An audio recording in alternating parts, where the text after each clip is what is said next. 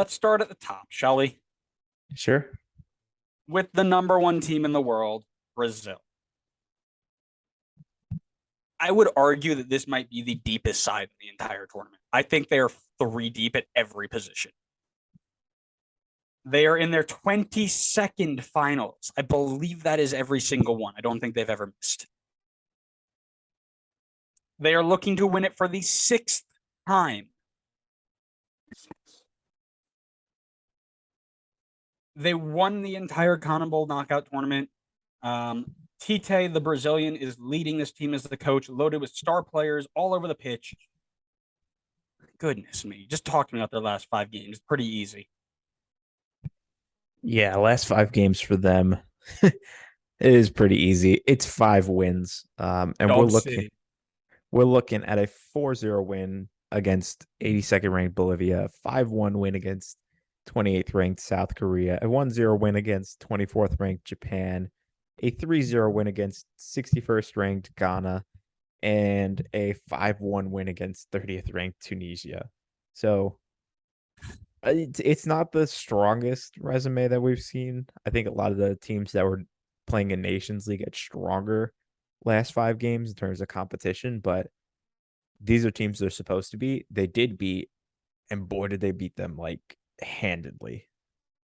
Correct. You're looking at a team that took on 4 out of 5 World Cup opponents. Yes, they are the lower parts of them, but they absolutely rinsed them. It wasn't even close. Richarlison with 6 goals in that 5 game span. Rafinha with 2, Neymar with 4, Pedro with 1, Marquinhos with 1, Coutinho, Guimaraes, Paqueta, and Jesus all with 1 each. They're scoring for fun. Um, Yikes. The Where to start with their key players? Everybody. Yeah, everybody's a great shout. I will start because I don't get to do this much with an Everton makes the world takes legend. Why do you look puzzled? I'm trying to think of who it is. What do you? He's the best striker in the team. Oh my god, man doesn't know ball. Confirmed, man doesn't know ball. Richarlison. I thought you said the best Everton striker in the team. Everton makes the world takes. He's a key figure in this qualification. 6 goals in 8 games during qualifying, plus another 5 in their last warm up games here. Um, Goodness me, has he just helped this team massive? Um, High work rate on when he's pressing the ball. The defenders are going to have a nightmare with him running after him. He's got 17 goals for Brazil in 38 games. He did have a slow start with Spurs due to the injury he was coming off of, but he's got 3 assists in 9 games so far. He's not going to get every start, okay? But for when he's out there, he's going to run his entire time that he's out there, press as hard as he can, probably roll around a bunch, flop a little bit, and then fight somebody. But he's going to give everything he's got. I can't believe Richarlison, first of all, was on your list of top players, but then is the first person that you mentioned So it's a first person because I don't because you get to have talk about it. Everton bias. Because I don't get to talk much about. So if we want to talk about more bias, can we believe that Allen was snubbed off of this team? Ridiculous. Believe it or not, I can believe it. Unbelievable. Is he on the team? No. Not on my team either. But you know what? I don't get to talk about my team much. So Let's start with the real player who should have been mentioned first, the absolute face of this team. Some guy named Neymar. are you going to say Obviously should have Pedro? been, huh? Weverton? Yes, Weverton, also Weverton, known my as God. Neymar. Yes, Neymar should have been the first person mentioned for this team. He's the face of this team since the 2014 World Cup. Obviously, I don't have to go much into his background. If you're listening to this, you know who Neymar is. He has torched Ligue 1 this season with 11 goals and 9 assists in 13 appearances. He torched World Cup qualifying with 8 goals and 8 assists in 10 appearances. And even in Copa America in 6 games, he had 2 goals and 3 assists. This guy is the face of this team. He is the best player in the team, the most talented player in the team.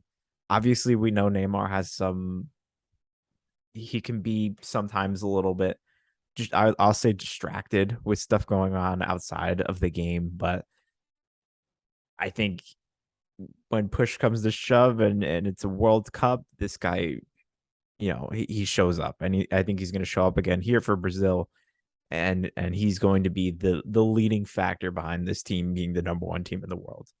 So the real person we should have started with is Neymar, and there you go. Um, sure, he was on my list too. I would hope so. Yeah, you know, I looked at it, and the biggest thing that he brings to this team, it's not his step over, it's not his flair. It's clearly his flop ability. Um, I've heard that there's a red card given for every time he rolls. So every time he gets touched, there's at least 3 red cards given. Um, so a massive, massive addition for a team like Brazil. Um, no, right? Obviously, this is. There's been rumors that this is his last World Cup. Um, I know he's a bit young, but I know that he's been talking about this being the last role. He's in no better position than to win it right now. So Can't goodness blame me, the guy. 75. He must know that the US are going to win 2026.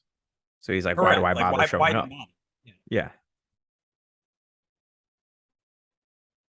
The stats that I like to point out, right? He's got 11 goals, 9 assists in 13 games for PSG.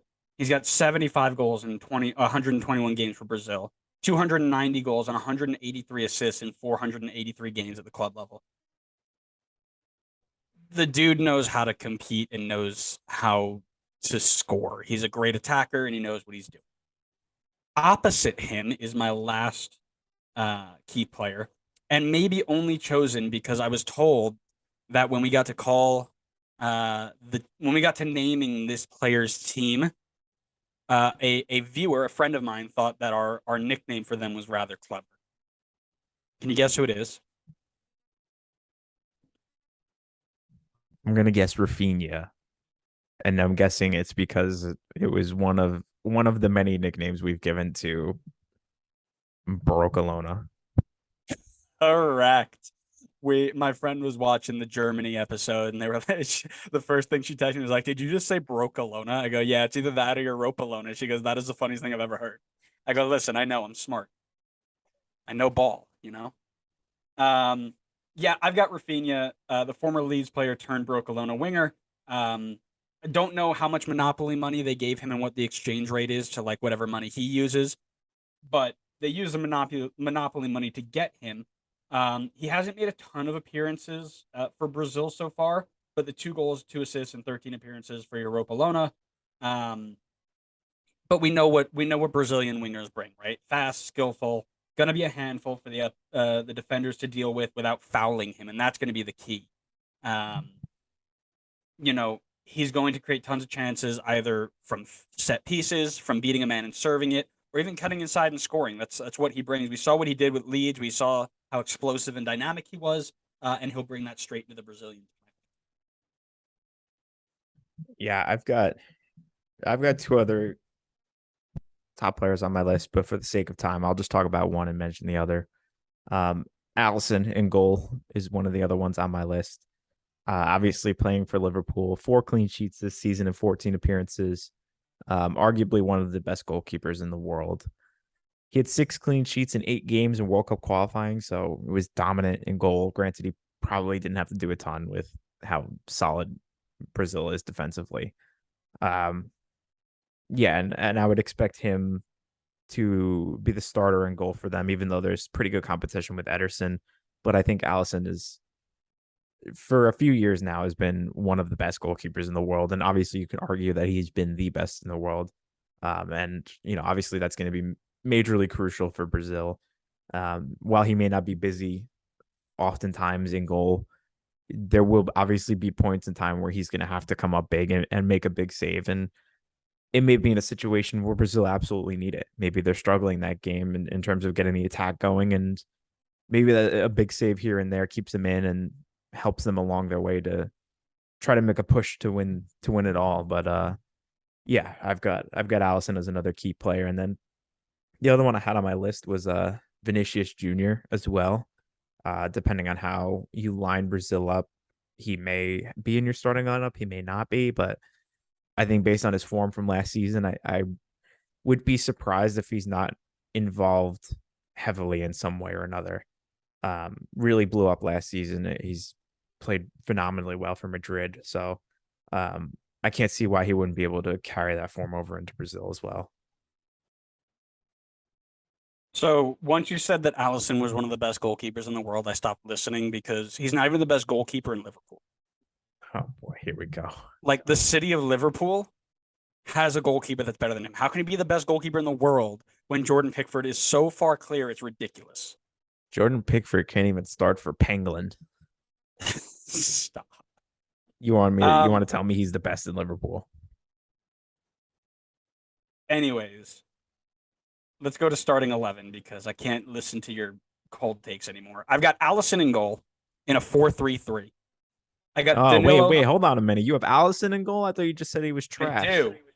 He is, but that doesn't mean that he can't start for a team like Brazil. Um. Anyways, I got Allison in goal. We've been doing this too long. We got to stop.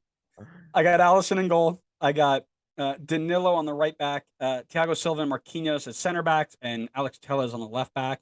Fabinho and Casemiro as center defensive mids. I don't know why I have this in a 4-3-3. It's supposed to be a 4-2-3-1. Rafinha, Neymar, and Vinny Jr. in the line above them, and my boy Richarlison starting. Cool. Um, I think mine's actually kind of pretty different than yours, but that's not overly surprising considering we had the whole discussion of them being so deep. So you can't go wrong with how you line them up. But I've gone for a 4-3-3. I've got Allison in goal. I got Tellez on the left, Thiago Silva and Marquinhos as the center backs. And then I've got either Danny Alves, 39-year-old Danny Alves, or however old he is, or Danilo on the right side. Midfield three of Fred, Lucas Paqueta, and Casemiro. And then a front three of Vinicius Jr., Neymar, and Rafinha.